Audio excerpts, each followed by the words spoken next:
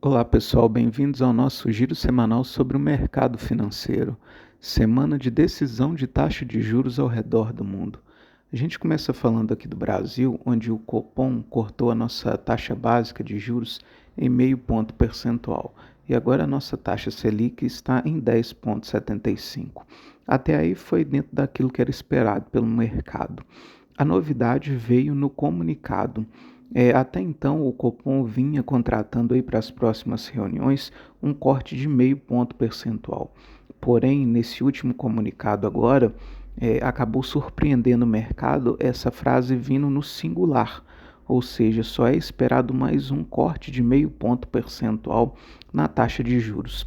A justificativa no comunicado foi devido às incertezas do mercado, mas não dá mais detalhes aí sobre o que levou o Copom a mudar a sua perspectiva futura em relação ao corte na nossa taxa básica de juros. Falando agora dos Estados Unidos, lá o Fed manteve a taxa de juros inalterada, numa faixa entre 5,25% e 5,5%. Mas a grande novidade por lá fica na entrevista de Jerome Powell, que aconteceu logo após essa decisão, onde ele confirmou que o Banco Central dos Estados Unidos prevê 3 cortes de juros para esse ano de 2024 nos Estados Unidos. Essa perspectiva, que veio em linha com aquilo que era esperado pelo mercado, acabou animando os investidores e fazendo com que as bolsas por lá subissem essa semana. Nós tivemos ainda o Japão, que decidiu elevar a sua taxa básica de juros em 0,1%. Agora o Japão tem uma taxa básica de juros de zero. Até então o Japão era o único país que ainda mantinha sua taxa de juros negativo. Lá a taxa de juros era negativa em menos 0,10%. Agora, com esse fim dos juros negativos no Japão, chega ao fim a taxa de juros negativa no mundo inteiro.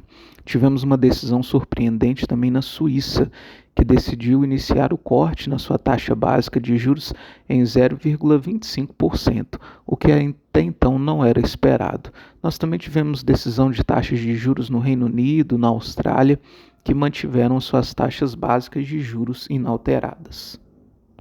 Nós tivemos ainda a divulgação do CPI, que é a inflação ao consumidor na zona do euro, que registrou uma alta de 2,6% no acumulado dos últimos 12 meses, dentro daquilo que era esperado pelo mercado.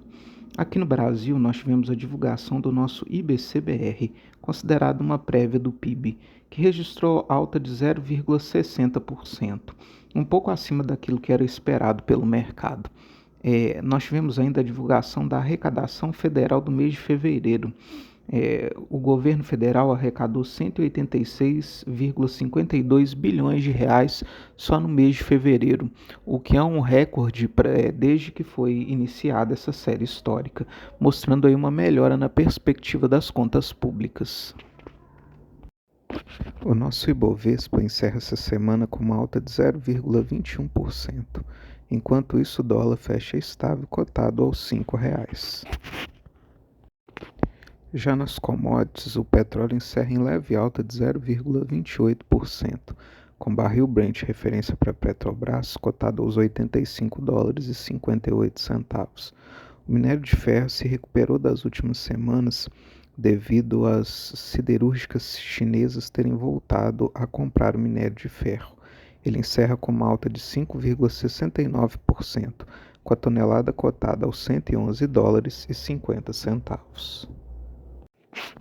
Nas bolsas internacionais, o S&P 500 encerra com uma alta de 1,54%, a Nasdaq com alta de 1,70%, o Dow Jones encerra com uma alta de 1,67%, e o Stoxx 600 na Europa encerra com alta de 0,85%.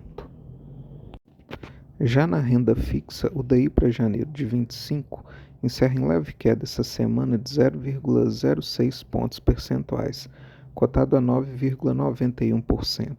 O IMA geral, que é a carteira geral de títulos públicos, encerra em leve alta de 0,09 pontos percentuais, enquanto isso os pré-fixados medidos pelo IRFM encerram com uma alta um pouquinho maior, alta de 0,23 pontos percentuais.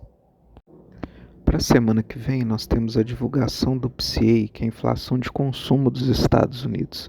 É a inflação que o Fed usa para balizar sua taxa básica de juros. Enquanto isso, aqui no Brasil, a gente divulga o nosso IPCA 15, considerado aí uma prévia da nossa inflação oficial. Tem também a divulgação da ata da última reunião do Copom.